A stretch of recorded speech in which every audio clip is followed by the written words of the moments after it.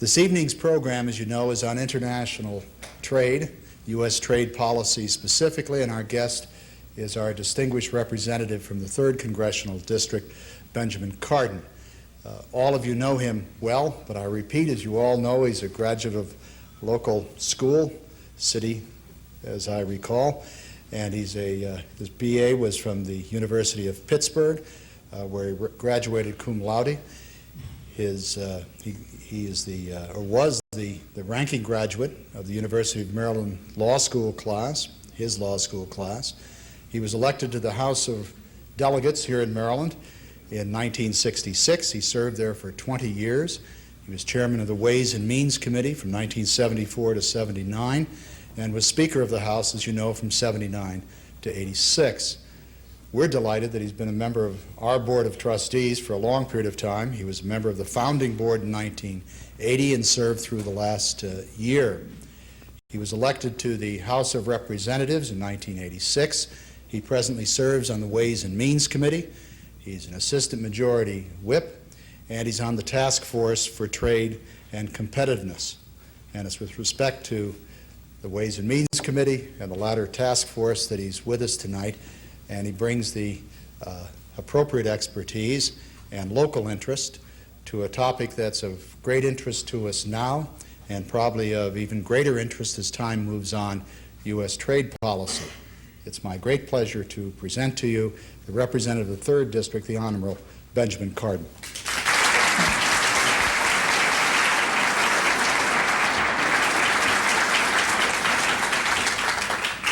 Frank, I want to thank you for that very kind introduction and congratulate you and the Baltimore Council on Foreign Affairs for the excellent programming that you have brought to the people of Baltimore. I remember our humble beginning, and I think you have the most successful program in the nation, and I congratulate you and your board for the great work that you have done. You're a tremendous asset to the people of our community, and I personally thank you for this opportunity to be here to talk about international trade, particularly at this time. This is an exciting time in the international community when we see so many changes occurring throughout the world, and to be able to talk about reevaluating the American policy as it relates to foreign policy and international trade. We all know, of course, that this was the past week where the great summit took place, and a trade agreement, at least in principle, was announced between the President of the United States and the President of the Soviet Union. Of course, it was many of you probably have not heard what the major hang-up was on reaching a final agreement in principle. Most of you thought it was the Lithuanian Baltic state issue. That's not the case. It was that Mr. Gorbachev was insisting that there be a trade between the United States. He wanted us to take Boris Yeltsin. He wanted Dan Quayle. And couldn't work that out. And that held up most of the negotiations. I wanted to talk tonight about what I perceive to be the most important issue in international trade that will take place in 1990. Now, there are many important trade issues that will take place in 1990. The Soviet Union trade agreement, obviously an important factor. What's happening in Eastern Europe and the United States' relations with those countries, the entering into trade agreements. Certainly in 1990, we expect that the President will be recommending to the Congress the most favored nation status for the Soviet Union, and obviously that's a major breakthrough that would permit the Soviet Union the best tariff arrangements and not the smooth Hawley tariffs that currently exist in the relationship between the United States and the Soviet Union. That will certainly be a major event that will take place in 1990, we expect. This morning I had the opportunity to meet with some of my colleagues on the Ways and Means Committee to talk about President Salinas' visit here on Sunday, President of Mexico, where there's the expectation that the President of Mexico and the President of the United States will start discussions about a bilateral free trade agreement between Mexico and the United States. That certainly would be a major event in 1990. if that is to take place. But I want to talk about what I think is going to be the most important. It's not what I think, it's what Carla Hills, the United States Trade Representative, has stated that the most important trade discussions that will be taking place in 1990 is the Uruguay rounds of the GATT talks. Now, I must tell you, when you talk about GATT, there's a lot of confusion. A lot of people aren't exactly sure what it's all about. Some people think it's an insect. No, it's not. It's our multinational trade agreements in which about 100 nations have agreed to be bound by certain understandings in international trade. Some people wonder why we picked such a small country as Uruguay in order to talk about such an important subject. And of course, it's called the Uruguay rounds because it was decided at a meeting that took place in Uruguay a few years ago, that it was time to initiate a new round of discussions. So if you'll bear with me, I want to share some of my thoughts with you about the Uruguay rounds and the GATT talks and the importance of an international forum for trade. Then I'd be more than pleased to answer questions that you might have on any subject as it relates to international trade or politics or trading between the Soviet Union and the United States, of political figures, whatever you would like to talk about. I'd be pleased to join you in those discussions. I should point out that it was a little over 2 years ago when I last spoke before the Baltimore Council on Foreign Affairs. I talked about international trade that night also. A lot has changed in those 2 years. The 1989 trade deficit is $113 billion. That's a significant improvement over what it was in 1987 when we had a peak level of $159 billion surplus. So we've made a 28% improvement, so to speak, on the trade deficit in the last couple years, mainly because of the depreciation of the value of the U.S. dollar. One of the things that concern us in Congress and concern us in Washington is the fact that there's been a slowdown in the progress that we've been making. If you look at the progress made between 88 and 87, we saw a $32 billion improvement on our trade position. But that was slowed down to $14 billion between 88 and 89. Exports continue to be an important part of our economy, representing 7% of our economy, our gross national product, compared to a low in 1986 of 5.3%. So it's in that context that we are trying to improve the U.S. balance in international trade. And we look to GATT, we look to the agreement, the multinational agreement, as a way in which we can improve the United States position in international trade. I must tell you that originally the U.S. took a very inactive position in GATT. We thought that was nice. We could afford to be a little bit more generous with some countries. We had a very superior position in international trade. But now we look at GATT as a way of opening up markets that are currently not available to United States companies, at least getting better protection. Well, GATT, it's a general agreement on tariffs and trade. I need to go back a little bit to talk about the context of these discussions. The United States Constitution in Article 1, Section 8, gives to the Congress of the United States the right to regulate commerce with foreign nations. That's a legislative power, not an executive power. But ever since the Reciprocal Trade Agreement of 1934, Congress has delegated to the President the right to negotiate on behalf of our country access to foreign markets. It was our view, and I think properly so, that it is a far better way to have the executive negotiate for us than trying to get Congress. So under the Constitution, we delegated that power in the 30s to the President. And a major decision was reached in the 40s, when first the President submitted to the Congress the ITO, the International Trade Organization, as the way in which we wanted to, at least initially thought, we would proceed in international trade. That would have been an agreement which would have had teeth in it, which there would have been binding arrangements between countries as to trade with certain sanctions. That agreement was never ratified by Congress as required by all trade agreements. In delegating this authority, we have saved for Congress the power to ratify these agreements. The compromise was GATT, an informal arrangement. GATT's very informal. Countries can sort of pick and choose what they want to adhere to. There's no real sanctions in GATT today. If we violate any of particular provisions, there's really no way that a nation can enforce any of the GATT violations against the United States. It was intended to be that way. Well, ever since the passage of GATT, we've tried to improve it. And the Uruguay rounds are the 8th rounds of discussions that are taking place in an effort to improve and strengthen this multinational trade agreement. The 7 previous rounds basically dealt with improving the tariff aspects. In fact, the first 5 dealt solely with tariffs. It's only the last 2 that have gotten beyond reducing of tariffs. But in every round, we've tried to reduce the tariffs. The problem that we have in this country is the relationship between GATT and the bilateral discussions that have taken place.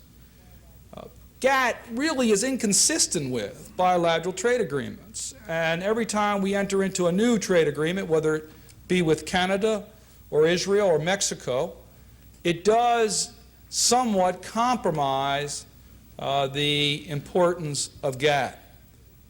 On the other hand, Congress has passed unilateral trade bills, the most notable one being Super 301, where we can take action against other countries where we think that they have violated the principles of international trade, regardless of what the GATT rules would apply.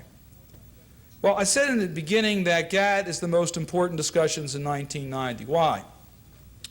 Carla Hills is an extremely effective negotiator. She's our principal person for international trade, the United States Trade Representative, calls it the Constitution of World Trade, the most important trade document in the world. Arthur Dunkel, the Director General of GATT, calls it the economic counterpart of a democratic political system. Well, trade and international trade has become much more important since the end of World War II. The last 4 decades, we've seen international trade move from a $60 billion volume to over $3 trillion. And yet only 1/3 of international trade is governed by the rules of international trade under GATT. So 2/3, there really are no rules, no understanding at all between one country and another as to what is permissible rules in international trade. We talk about violations of trade when Japan does not allow us to perform certain public work contracts, but there's no real agreements under international standards as it relates to those problems. And that is why the Uruguay rounds are trying to address some of those concerns. Our objectives in the Uruguay rounds are to expand the coverage under GATT and to find some effective dispute resolution process under GATT. Now, the time schedule. The ministers will meet on December the 3rd through 7th in Brussels in order to act on this round. That's the deadline, December of this year. They will then need to get, in the United States case, and we're the only nation that has a Congress, all the rest can sort of act in a parliamentary form, but it will need to be submitted to Congress. Under the delegating authority that Congress has given to the executive branch on GATT, the trade representatives are required to consult with the Senate Finance Committee and the House Ways and Means Committee throughout the process. I participated in a couple-day session with Carla Hills and several of her ambassadors that are involved in the negotiations, as we had a lot of give and take as to our priorities and the United States' priorities and what we expected on Capitol Hill from this round. In the authority that we gave the President in negotiating under GATT, we have what's known as a fast-track process of approval, whereby the President will submit to us, after an agreement has been entered into, Congress has a limited number of days in which to act, and we can only accept or reject. We can't pick which sections we like. There are no amendments after the agreements have been submitted. Well, I want to get into some of the specifics. What are we trying to accomplish? One of our major objectives is to bring agriculture under GATT. Today it's not. Today agriculture is not included under international rules. We want to eliminate the domestic support and export subsidies as they exist today throughout many countries. You may think that the United States is a principal violator considering our foreign policies, but if you add up the total United States support programs, it equals the European community's export subsidies alone, not counting their domestic subsidies. So we are at clearly an unfair competitive position when it comes to our agricultural products. Now, this is going to cause some dislocation in the United States. Some commodities are heavily subsidized, others are not. It clearly would be a gain for our grain and oil seeds. It would be uncertain in regards to cotton, rice, and dairy products. The products that would lose in the United States would be tobacco, sugar, and peanuts, which are heavily subsidized here in the United States. One of the problems that we have on Capitol Hill with there's such a low visibility on GATT, Congress sort of reflects public interest and public priorities. And there is very little discussion in our communities about what's going on in Geneva and the discussions under international trade as these talks take place. Very few people are aware of the discussions that are taking place in Geneva. And therefore, there's not much talk about it. But I can tell you in the Midwest, they know about a farm bill pending on Capitol Hill. This is the year for the reauthorization of the Farm Act. Now, I come from a district that has no farming. I think I have 3 farms that are located in the 3rd Congressional District, and their major crop is marijuana, which has not been discovered yet. But so it doesn't really have that big of an impact on me, but the Farm Bill is perhaps one of the most critical bills to be considered in this Congress. And much of what we are taking up in the agricultural bill this year would be in violation of what we're negotiating in Geneva. So we have this inconsistency that's taking place where we are working to answer local pressures and constituencies in a farm bill and then negotiating on a very pure level in Geneva to open up and eliminate all of these supports and subsidies. But the most exciting areas of the GATT talks and our most exciting priorities is to expand the coverage of GATT into 3 new areas: services, intellectual property, and investments. And this is an exciting area because it really does impact greatly the ability of this nation to compete. As I said, in prior years, we've been rather sloppy on these issues. We didn't really care that much about it because we had such a dominant position in world trade. We didn't have to worry about whether a third world nation was stealing our copyrights. Well, we have to worry about that today. We can't afford to allow any nation or any company to steal products that are produced here and then use that to compete against us unfairly in the world marketplace. Intellectual property is probably the best example. We had a meeting with Pfizer people where they explained to us it takes 10 years for them to produce a new product at a cost of about $200 million on an average. And that product can be stolen in a matter of minutes, literally, in many countries that we do business with today, where there's no protection offered at all. Many of the South American countries where no protection at all is offered to American companies on intellectual property. That is what we're trying to overcome. That is what we're trying to bring into the GATT rounds, so that America, which is noted for their superiority in intellectual property rights, whether it is industrial designs, whether it is copyrighted artwork or literary work or film work, whether it is the development of pharmaceutical products, we're the world leaders in that regard. And we want protection, and we want that in GATT. And we want to be able to hold other countries accountable to protect the rights of American companies. It's been estimated that the piracy to United States intellectual property rights cost American companies $60 billion a year. Now, this is mainly a fight between developed countries and developing countries. The less developed countries, which is a major block within GATT, are very reluctant to move forward in this regard.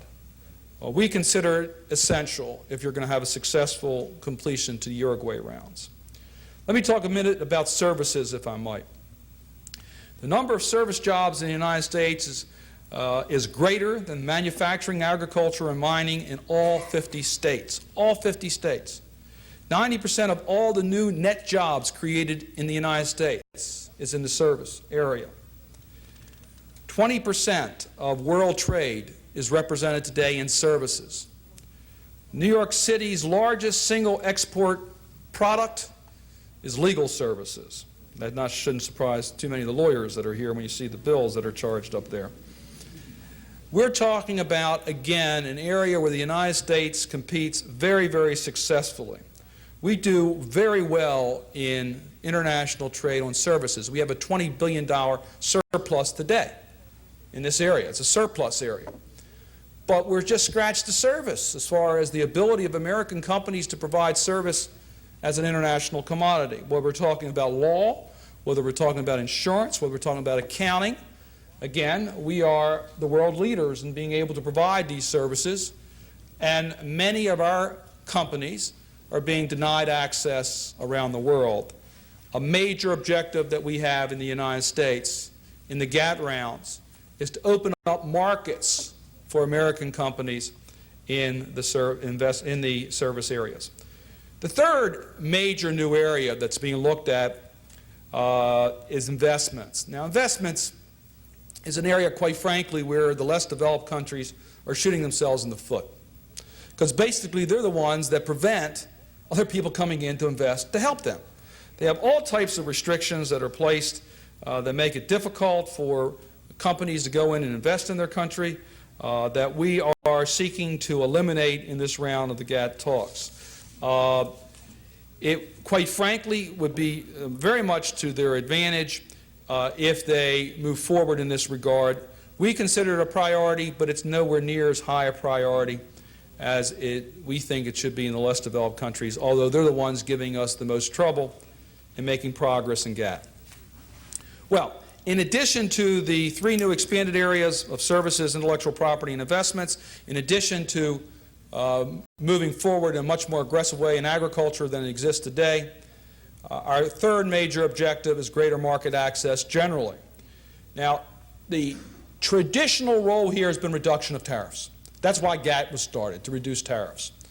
Remember, when GATT was initiated, tariffs around the world were over 100%, in many cases a couple 100% on most commodities. The U.S. average tariff today is about 5%. The less developed countries' average tariffs today are between 50 and 100%. That's today. Once again, I emphasize the point. At one time, we didn't care that much about the less developed countries. We could let them get away with having high tariffs to protect their markets. But today, with the United States in a much more competitive position, we must move to reduce the tariffs that other countries are imposing, and a major goal in this round will be reductions.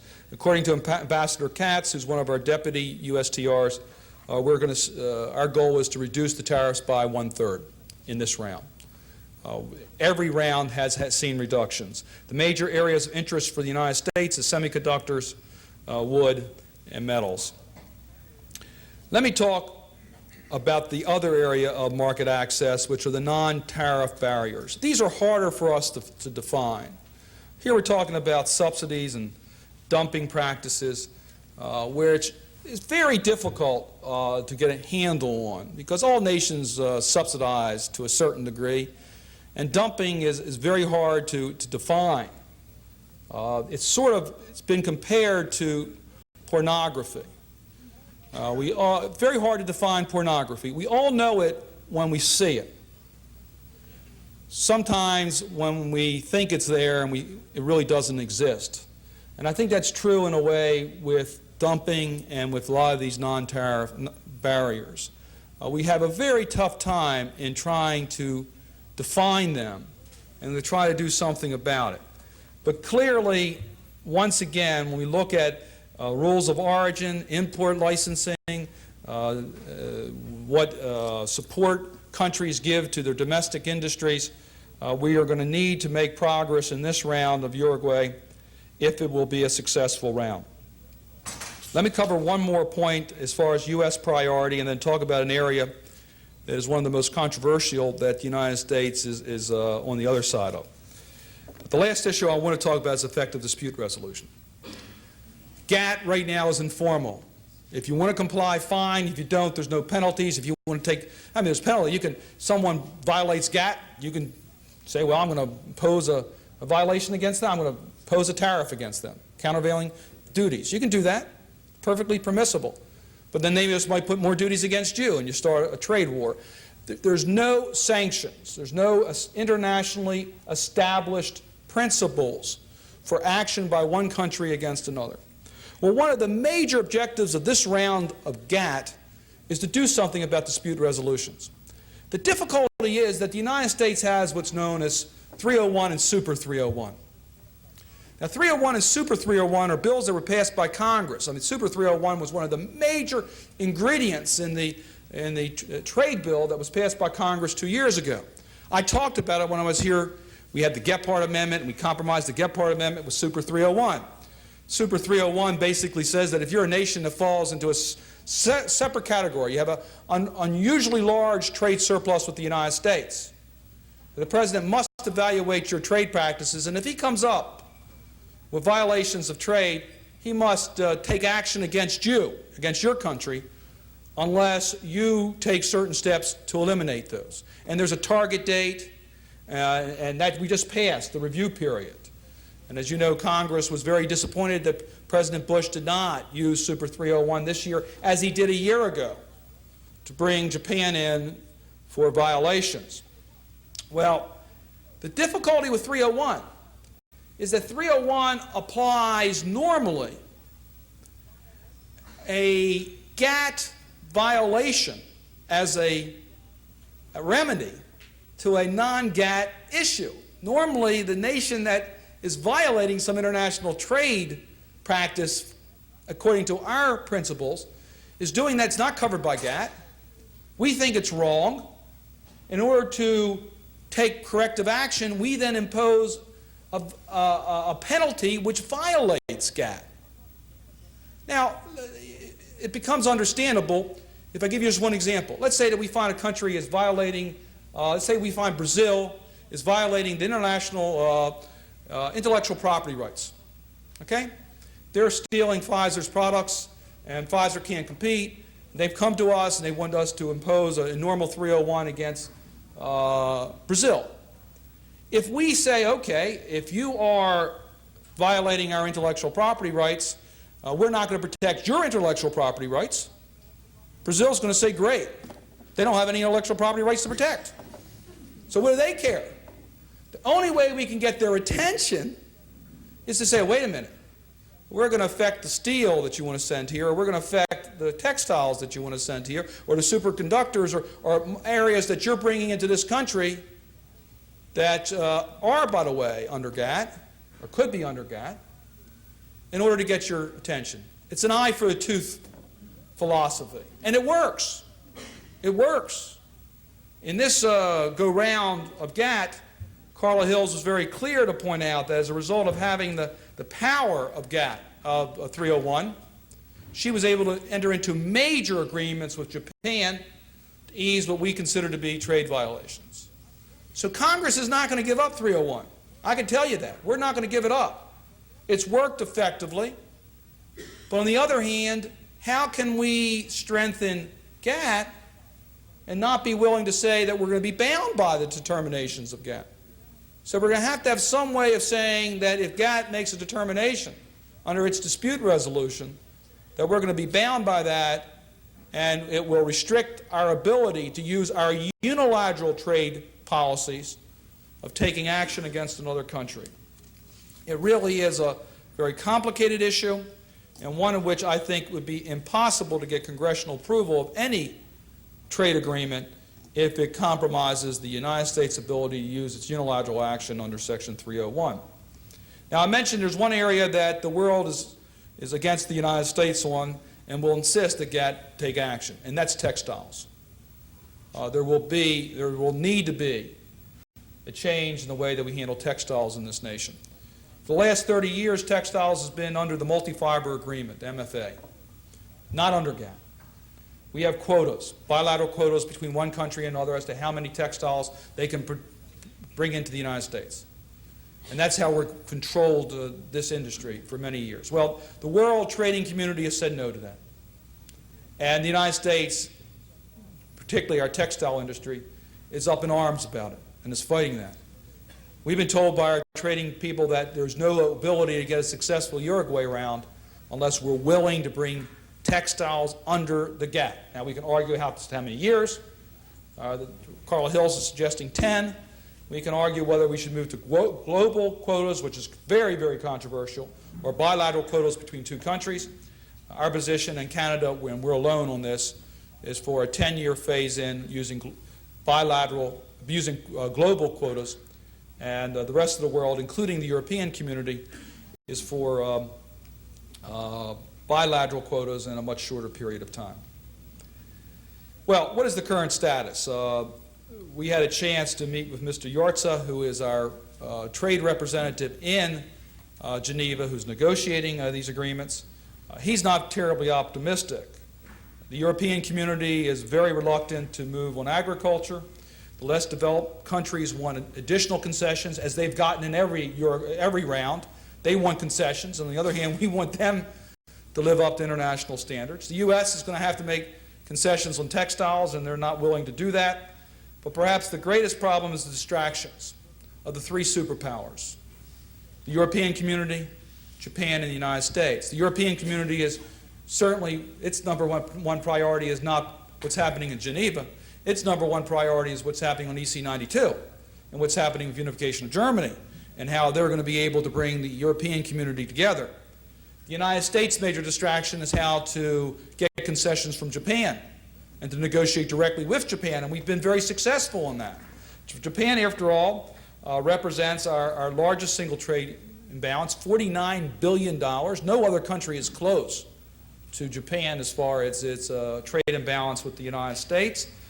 So we have been negotiating, and recently Carl Hills announced agreements with forestry products, satellites, and superconductors, and that seems to be the United States' principal focus. We just started the structural impediment talks, the SII talks, and that seems to be leading in the threat of using a 301 against Japan. And Japan is distracted because they're just trying to get as much of the U.S. market as possible, and that's much more important to them than GATT talks. So you have these distractions. I had a chance to talk to Senator Bill Brock. He was a former USTR under the Reagan administration. And he said he believes that if we are unsuccessful in this round of GATT, that it could be disastrous for international trade. It could trigger European community protectionism. We're already worried about that. We've already seen the first signs of the European community imposing restrictive practices. They're very happy having a little European community to themselves. Asia's happy with Asian community. Of course, that leaves us with the Latin America and South America. I'm not sure we want to be aligned quite that way, but that's how, quite frankly, the other superpowers are saying, if we move in that, if we're unsuccessful in GATT, that's the alternatives. We're happy in Europe. We don't necessarily want any more Japanese automobiles in our market, I can tell you that. They protect their markets against any Japanese cars coming in. Their quotas are very low. Why should they open up their borders? They have a great new EC 92, European community. Japan just wants to protect as much as it can in the United States of the market. So the failure of GATT could trigger protectionism, less international trade, which is a major part of our economy, impact on other international issues, such as environmental progress, making world progress on our environment, AIDS, terrorism, you name it, we need that type of cooperation. And the fact that GATT itself is very fragile. And if we fail now, we may even move backwards. We may even get worse shape than we are today. Well, in order to have a successful round, it's going to require the United States to make concessions on textiles, European community to make concessions on agriculture, Japan to move on its subsidy practices, the less developed countries to move in on the intellectual properties and issues like that, strengthening dispute resolutions, and we're not going to be able to pick and choose. I guess in conclusion, let me say that this is very, very delicate type of discussions. And if you don't make progress, we're going to regress. It's sort of like riding a bike. You've got to move forward or you're going to fall. And that is the position that we're in. And that these next few months are going to be critical months. In July is when the working representatives must complete their working drafts and submit it to the ministers in preparation for the meetings that will take place this winter. There are many working groups right now trying to come to grips with this. I'm really looking forward to the progress that is being made, and I particularly appreciated this opportunity to share some of these views with you, because I am hopeful that we can get more information out in our community about the importance of international trade agreements rather than just looking to the bilateral trade agreements, which seems to be the more popular order of the day. Thank you very much for listening to me.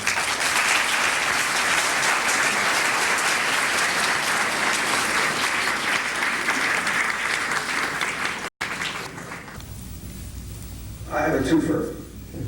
First of all, how do you reconcile our desire for bilateral trade agreements with GATT, which is a multilateral proposition, and what should we concentrate on?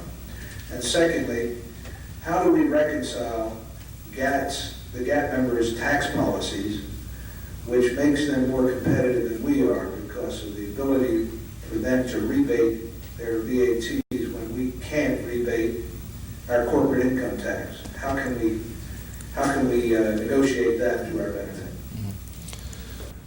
Well, so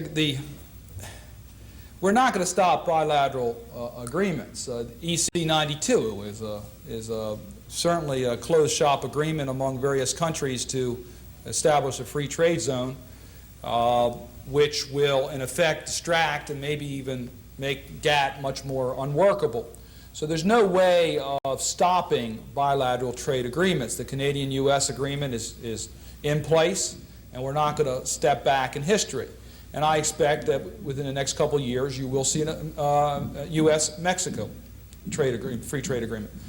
I guess what we need to be is careful that it doesn't distract us from the multinational agreement, GATT, that we need to put a higher priority in strengthening GATT, so the need for the free trade agreements between whatever countries, whether it's between Taiwan and Japan, or whether it's between Korea and whatever countries want to enter into free trade, Japan-U.S., there's a great deal of talk about Japan-U.S. trade agreement, that there's less need for those bilateral agreements, and that more and more gets covered under GATT, and that GATT takes priority. If it's covered under GATT, then we should be willing to adhere to the principles, to the remedies of GATT. And now, of course, this is a catch-22. We have to make sure that there's an effective dispute resolution. And by the way, GATT has improved significantly its ability to handle disputes. They're doing it a lot quicker. They have to have effective dispute resolutions, and they have to have credibility. If you have that, then I think there's less need for bilateral trade agreements, but there still will be bilateral trade agreements. Now, what is subsidies? And if a country wants to shoot itself in its foot and impose additional burdens on business and other countries don't, is that an unfair agreement from one country to another? Well, I think most countries would say no. If you want to be non-competitive, that's your problem.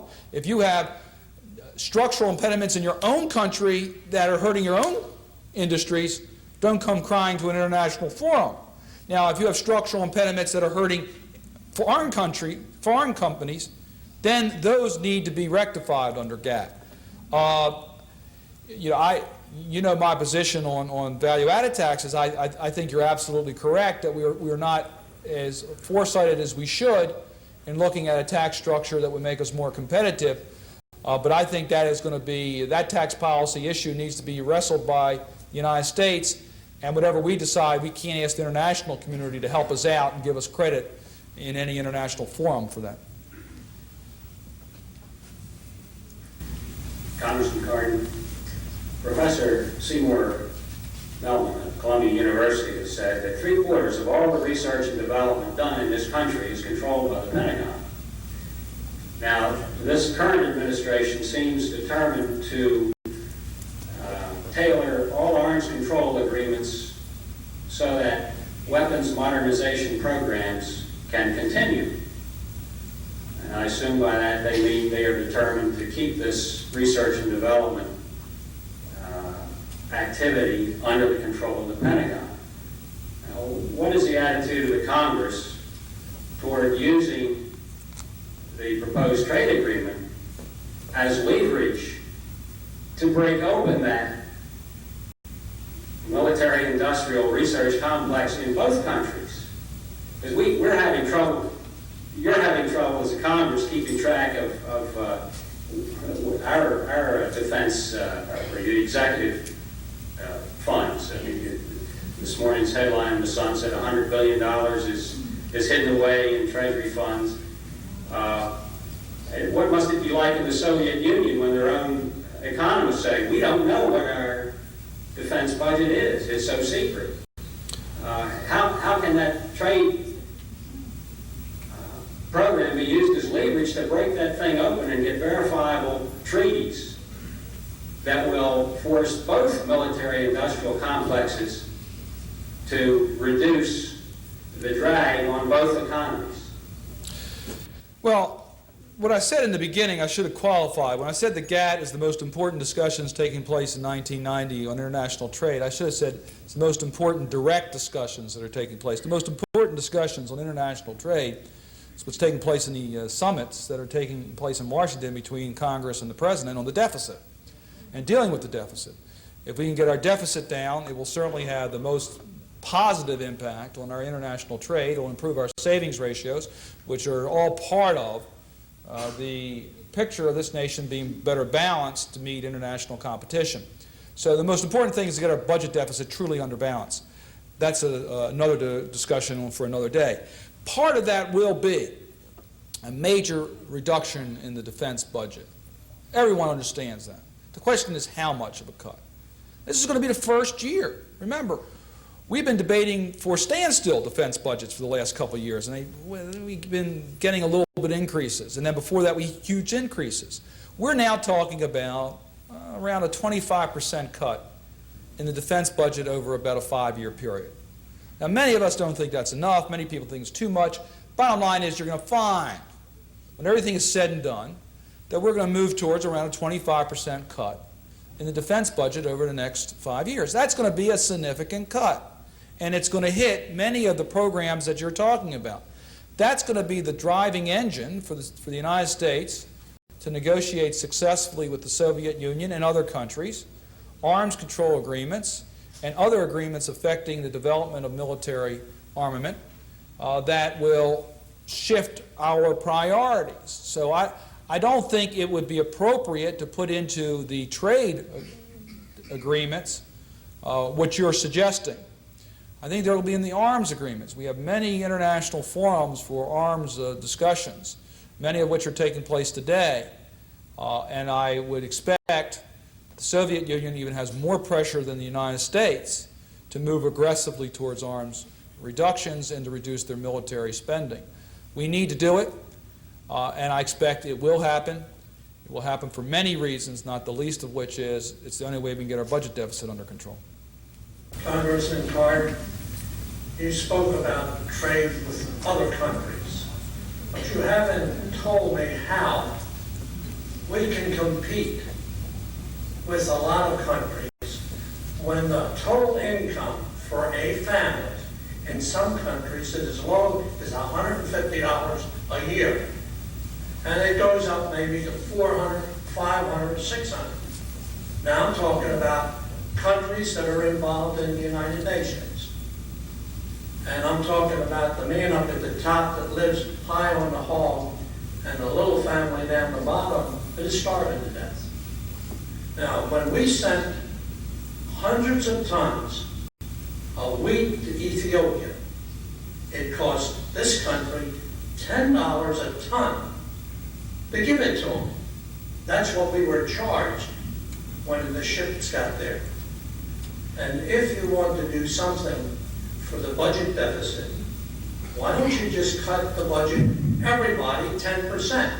You take 1% back for the House of Representatives, you give the President 1% and his crowd, and give the Senate 1% to throw away any way you feel like. And that's the way it looks with me. I'll take back your suggestions, see how it all works. I have problems with I've never been a big fan of across-the-board cuts. I think it's a failure to legislate. I think some programs are more important than other programs, and we should be willing to make hard choices. To me, it's just too easy to say a 10% across-the-board cut. You're not looking anybody straight in the eye and saying, this program is, I think, can take a 10% cut. I might tell you, we'll then start exempting programs. Let me just give you one. You're saying a 10% across the board. Would you cut the payment to the holders of our debt by 10% also? I don't think you could get away with it. But It causes a world panic on U.S. that's currency. exactly what it would do. Yeah. But I'll ask you one question. I worked down General Motors way back when they turned out one car per minute. How efficient do you think a person is all over the country? 80%? 90%? There isn't anybody that is 100% efficient. So there would be nobody to squawk. If you cut everything 10%, you can give back your 1% any way you want. Thank you. Thank you. Mr. Cardin, what were the underlying reasons that caused Ambassador Carla Hills to chicken out on this decline of the Japanese an unfair trading nation? What were some of the political things that caused that? And were we afraid that the Japanese would stop investing in our security? Let me tell you what Carl Hills has said. I mean, I'll tell you directly. We had her in our. She is a wonderful person from the point of view of communication with Congress. She is. Anytime we asked her to be there, she's there. The day that she decided not to declare Japan in violation of Super 301, she was in our committee, behind closed doors, telling us reasons why she felt it. And what she said was simply this: that several months ago, I guess a little bit longer than that, she set certain conditions to Japan in order not to be declared a Super 301 violator. They make progress in in forestry products, in supercomputers, and satellites. They were the three areas that she established, and she did that after meeting with American business companies as to what they felt were the three highest priorities to make progress with Japan. She picked those three areas. She had a deadline date. Agreements had to be signed by then, and agreements were signed by then. She felt that it would be losing good faith with Japan and compromising her negotiating ability if she didn't then not go forward with what she said she would, and that is not use 301.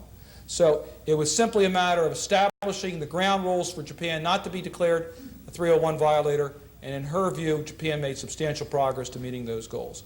Now, I must tell you, there's another side to that. There are many people who feel that there's still an awful lot. I mean, we haven't talked about structural impediments. We haven't talked about public works contracts. I mean, the list is very, very long. I mean, Japan is, I'll get some debate here from some people that I know, but Japan is certainly not an open market like the United States is. And there's got to be a very aggressive use of every trade tool we have to open up the market in Japan more to American companies. Do American fiscal policies appear to be irresponsible to other people participating in the GATT negotiations, and does that complicate those negotiations for us? There's no question that the world understands that the United States has a major fiscal problem and that we need to deal with our deficit, but let me tell you, there are many countries in the world that the United States looks good next. I mean, most of the countries in the world, we look rather well. We have a manageable debt from the point of view of our gross national product. Our problem is we're not paying it. So, I mean, economically, we're okay. Good news is our economy is strong enough to handle the debt that we have outstanding. The bad news is that we're not making the courageous decisions to deal with it. I mean, it wouldn't hurt our economy if we dealt with our problems. So, many other countries, let's take Mexico, for example, they can't. I mean, if they have a much more serious problem. And even some of the strong nations have very serious problems. So I think they look at our problem as a political problem more than anything else, but they understand, you must understand that the United States is still the dominant influence in all these negotiations. We are still the principal player, and we're looked upon in that regard. So they look at our problems, but their problems in some cases are much more serious than what we have to confront.